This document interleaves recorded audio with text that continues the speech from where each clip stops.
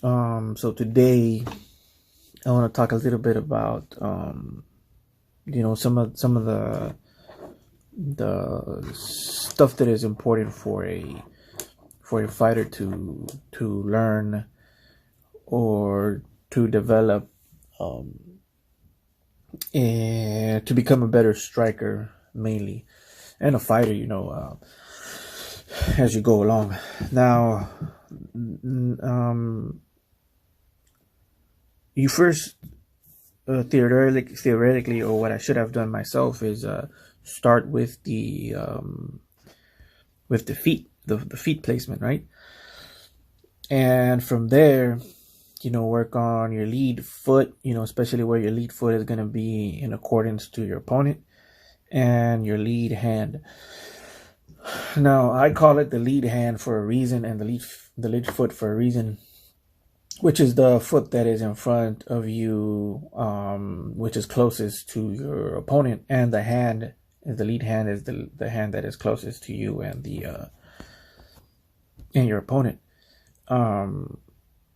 So the reason I call it the lead hand is because if I call it a jab, then you'll just think of it as a jab, and that's a mistake I think that a lot of people have when they're using the jab, is they think of it just as this thing that just is meant to hit someone in the face, and that's it, right? But the jab could be many things. The jab is important because of what I'm going to go over with today, or the lead hand is more important because of different reasons. Sometimes it could be a guide to your opponent, as I'm doing here. So I'm throwing the jab, and then, mainly to the top of the head, just guiding him, or his force into a direction where I am safe, right? And his energy is somewhere else, or his momentum, if that makes you feel better, is somewhere else. And it's also used to measure the distance between you and your opponent, and also to set up your power shots. But I don't want to worry too much about the two yet, or landing the two.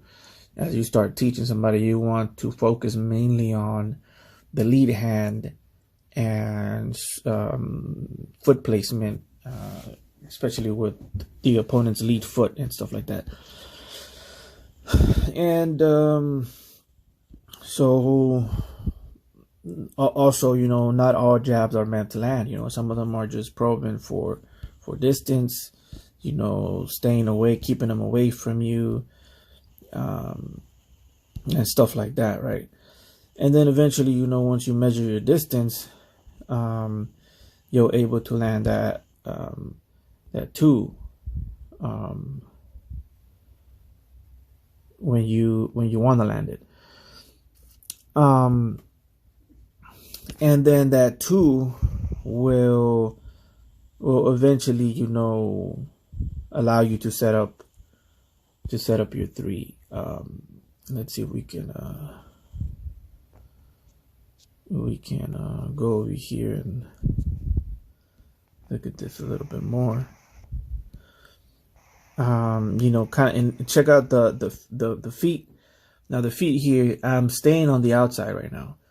I'm not trying to be on the inside. I'm trying to keep away from him, right? And notice how my feet is always trying to stay outside of his feet, and moving around.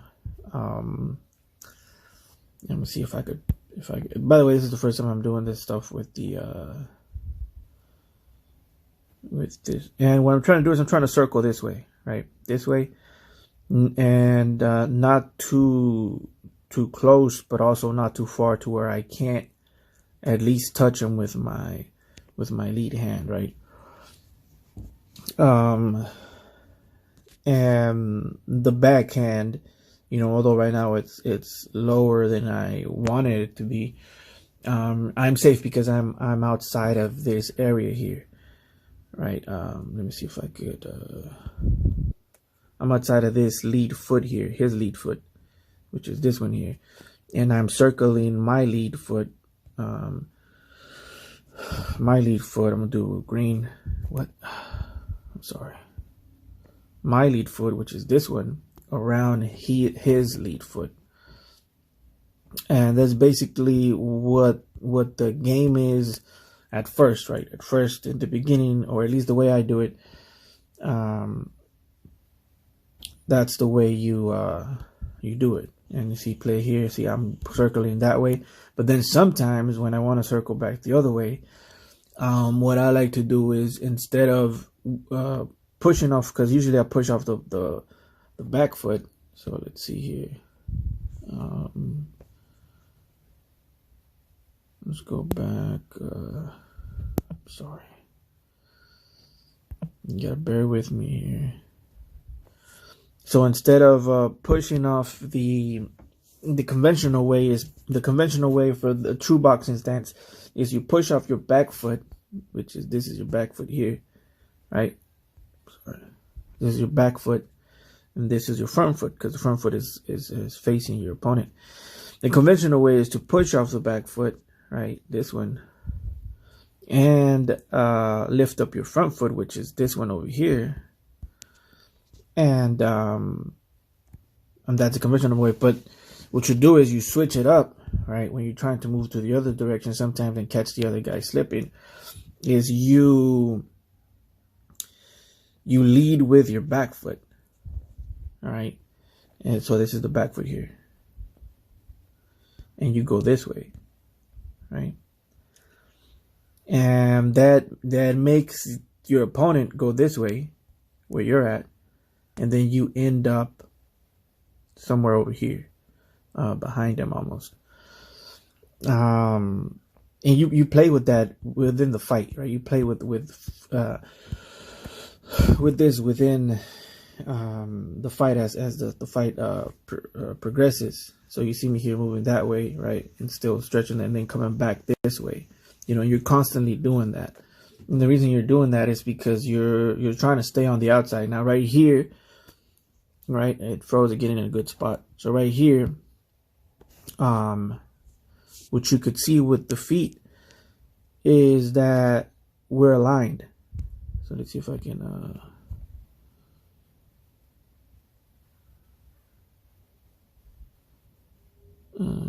see if I can slow it down a little bit. We're aligned, but let's go over here. Our feet are aligned here, right? See, they're aligned. They're and when they're aligned, that means that we are very close, or in mid-range, we are very close to being able to land something. Now you have to be aware of this within the fight without even looking down, right? You have to, where I like to look is around the chest area, because it's very telling. The movements are very telling what's going to happen. And this is why I always try to keep that shoulder pointed to my opponent, as you can see here, because it's very hard to tell what I'm going to do that way. And I'll go over that right now. But once they're aligned right there, that's about the range where you could start letting go of punches. So let me play. Boom, and I land the 2, right? And if you see our feet there again, what you could see, I think I messed up. What you could see there is, let me see if I could go back. You see, I'm staying outside right there. I'm staying outside, right, until I'm ready to be inside, right, or at least at mid-range. You see, I push off so I could be outside again there, right? I'm still outside. Right?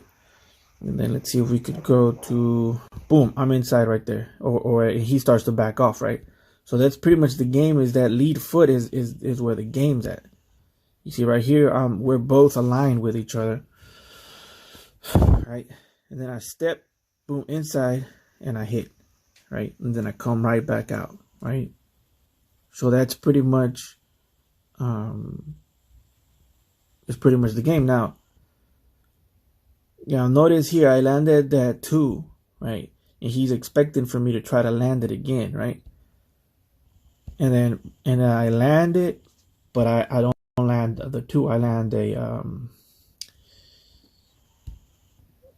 a 3. Check it out. See, staying with the lead foot, staying outside that lead foot, you know, and then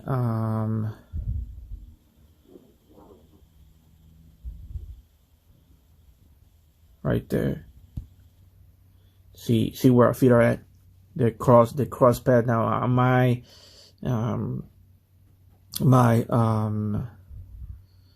damn, I lost it again. Well, you saw what I'm trying to say.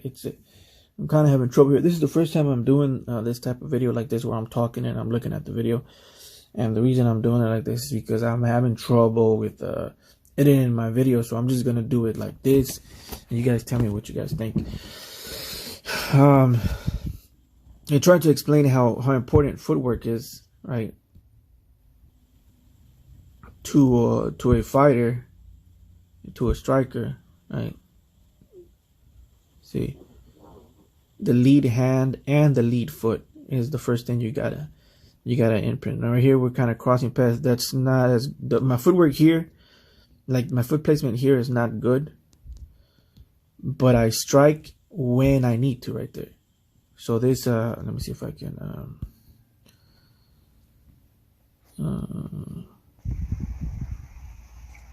let's see if I can go here. See, when I strike right here, you know, my feet are placed right at the moment of impact. My feet are placed right. Now it would have been better if I lifted up the back foot, the heel a little bit. Excuse me, to give it a little bit more pop, right? Not disconnect from the ground. Connecting to the ground actually makes your punches a lot more stronger. But at least give it a little oomph by lifting up the heel and turning your hips into the punch. Now right here, I'm kind of turning my hips into it, but not really all the way. And the reason I do that sometimes is because I really want to land the shot, and I don't want them to see it coming. But let's keep on going here. And then I back up, but I back up, and when I back up, this way, the way I was telling you to circle, which is this way, like this, and then you come out here that way, right? So I don't know if you could understand my arrows, but yeah, so back up here, I land the shot, and then I back up this way. And what happens there is that you're catching him at a squared position without him even knowing. So he ends up like this, and you end up facing this way like this. And he's end up in an awkward position because he's squared up and you are sideways to him. So you always have to be looking at that, right? You always have to be looking at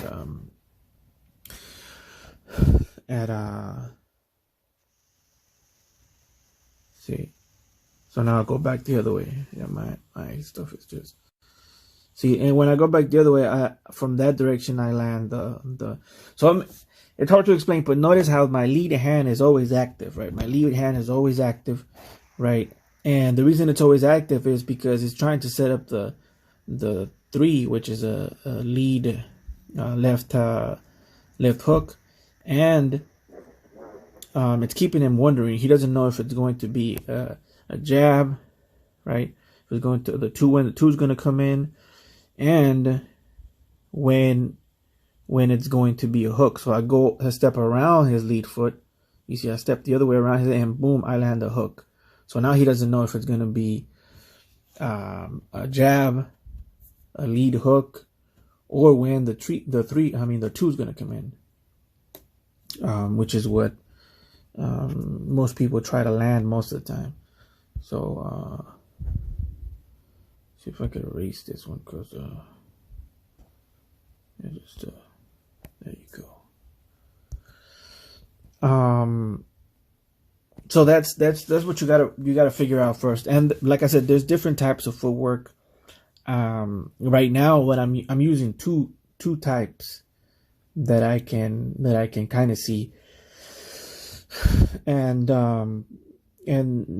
they're kind of a little iffy-ish because, like I said, I kind of trained myself in footwork, and somebody taught me some boxing stuff, some basic boxing stuff, and the rest I had to learn myself. So sometimes you could see my stuff looking a little sloppy or so, but I know the basic idea of it or what I'm doing.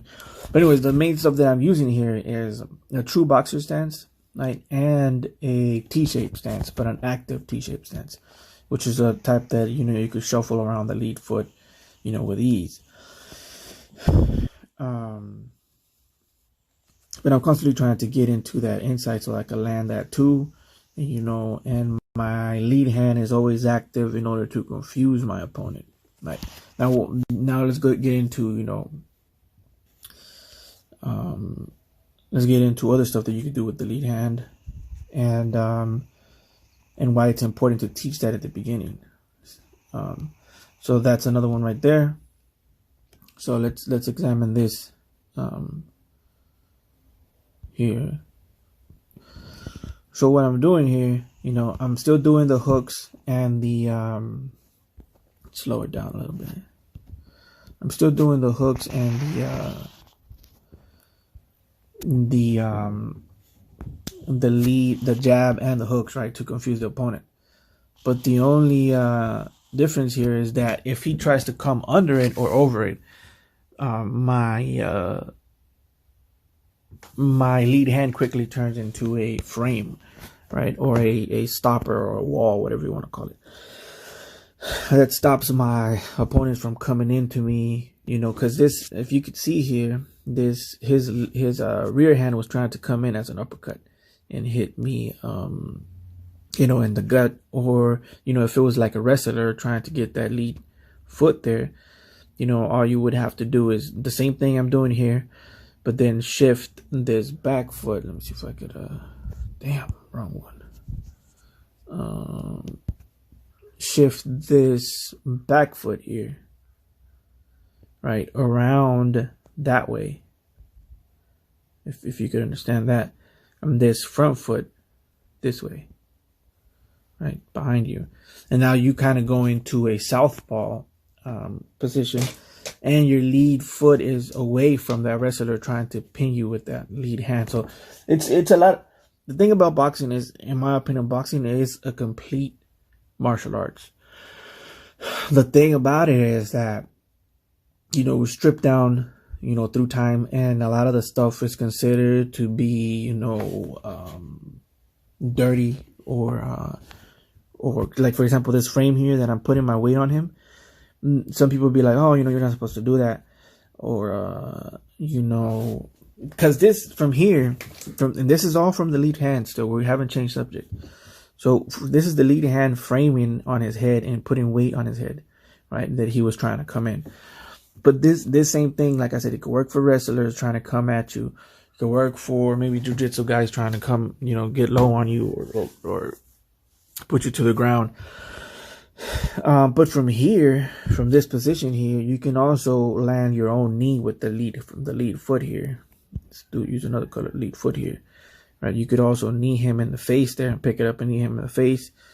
You can also, there's so many things you could do from this frame here. And this is from boxing, as I said. So that's why the lead hand and the lead foot is important, right? And you're constantly having to, see, here goes the cross of the feet again. I'm on the inside when this happens. So this is also something you should study. Right. So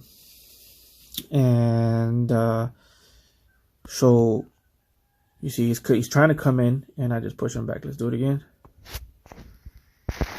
Hook, jab, and then it turned into a frame, and then I push him off. Right. Watch it again. Hook, frame, into range. Right, into range. Put my body weight on him. Now from there, I have options. Right, from there, like I said, I could pivot around and go into a southpaw position and land a couple of shots to the face. And like I said, you don't always have to do it this way from this frame. You could do it, more loosely and with less wrestling type stuff that I'm doing here, or so-called wrestling type stuff that I'm doing. You could do it just, a little bit more freer of stuff like that. And you can see I pushed them off. Right. So let's see some other examples. Now, another thing you could do from this same technique here, right, is land shots, by trapping them there, right? Or immediately, landing shots by trapping them there. So let's see here. It's going to be almost the same sequence, right? But this time I land to the body and to the face and then back out. And then it wasn't hard shots, but, that's what you could do. You can see Canelo doing this to Plant. So instead of just pushing them off or keeping them there, you can also, hold them there for a little bit, or just with enough time for you to land some shots. So that's another option as well. So you see, and that's why the lead hand is important and the lead foot is important for you to develop, because these are the shots that you could land here, right? Now, and you could do that from the 50 shot. And the other thing that also you could do, as I'm going to show here, is you could go for a clinch, especially if the guy is tired and the lead hand is there. The jab or the lead hand could turn into a clinch. And notice here how I'm putting my weight on top of him. I recently saw the Jake Paul versus Tyron Woodley. Tyron Woodley I think he's a wrestler. So, and boxing people, especially nowadays, they don't really study a lot of the grappling aspects of boxing. And what you should do every time you go into this clinch here, what you should do is you should put your weight on them, right? Because if you don't put your weight on them, what happened to Paul, to Jake Paul, is going to happen to you. He's going to get flipped over. So immediately after you throw it and then you get on top of there, now you have to put your weight on him, right? So double jab, right? He's coming in, boom, put your weight on him, right? And notice how one of my foot is back, right? Now, if this was like maybe a wrestler that might try to get my leg, then I will shift away from him, right? Because he's obviously better than me at the clinch if he's like a wrestler or something. So I would do that thing where I told you before, shift around. And I hope you guys are understanding what I'm saying here. So let's see. So that's why the lead hand is important and the lead foot, right, to develop. Because what you're basically building in a fight is you're building a shield of different defenses with the lead hand and the lead foot. So he has to worry about all of that within a fight. He has to worry about a hook coming in, right? He has to worry about a jab coming in. He has to worry about a clinch, setting up a clinch, right? And he has to worry, and now he doesn't know when the two is going to come in, which is really what you're trying to land, is that two, right? Let me see if I can get a shot of that two. You see, playing with the lead hand, staying outside his back foot, his lead foot, right? But all you're trying to do is you're trying to land that two. See, there goes the two right there. Boom, two. Then you back up the other way. Like I said, you catch him squaring up. And you move the other direction, right? One, and then a hook. You see, this is all lead hand stuff, right? Right.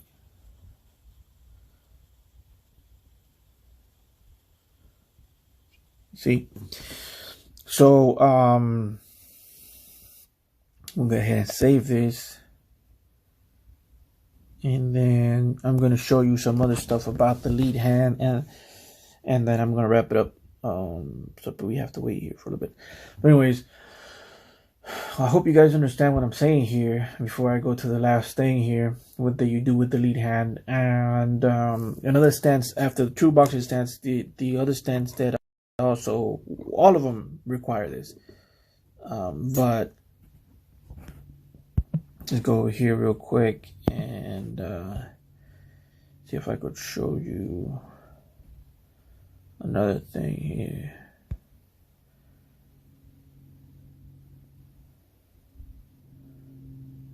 Okay, you saw that? So let's try and see if we can. No, we're not here. Let's try and see if I can show you guys something here.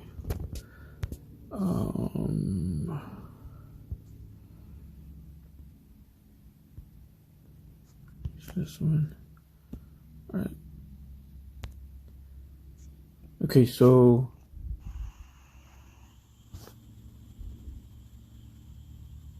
okay. And I'm sorry about this shot here. The sun was facing the camera, so we kind of look like shadows here. But I want you to see my lead hand again, what I'm doing with my lead hand in here. And this is from a Philly shell position, right? And what I'm doing is I am, since he's trying to keep me away, what I'm doing is I'm using that elbow to kind of check his jab, right? So using the elbow to check his jab.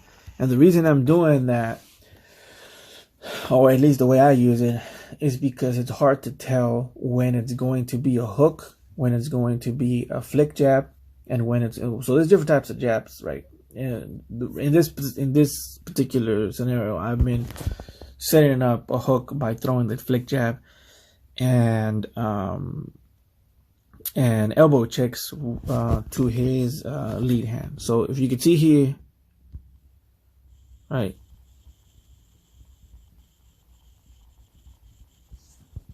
Let's go back over here again. If you can see here, I'm checking his lead hand with my elbow and with my backhand, which is I'm doing it because of with a catch. So I'll teach you guys about the catch later. But right now I want to focus on the lead hand, so I'm going to talk about the lead hand elbow check. So see I'm checking the lead hand with the elbow, right? Kind of moving it out of the way. And then all of a sudden I throw a hook. You saw that? Let's do it one more time. All right, checking it. I want you to look because you see I throw a hook. All right, let's do it again. That keeps him guessing, see? So now he doesn't know if I'm going to elbow check, throw a flick jab, you know, or throw a hook. Check it out again. All right. All right. There you go. Okay, now let's see why you're doing this. Is because you see the elbow check, you see the elbow check again, elbow check, then hook and a straight. Now I landed that that straight down the pipe, and I think it did hurt because he starts backing up right after that. So let's see it again. We're engaging here. I'm doing the elbow check with the lead hand. Boom, and I land that 2. He blocked that 3, right? Because the thing is, he starts to realize that I'm hiding it so that I can land the hook, but he doesn't know that the whole game is to land that 2 down the pipe, right? So and then I land it. So now I threw a jab, so now he doesn't know. So he starts to back up, so he has to think about it now. And that's while he's thinking about it, you know, you can land a whole bunch of other shots. But so that's another thing I wanted to talk about is that lead elbow check off the Philly show.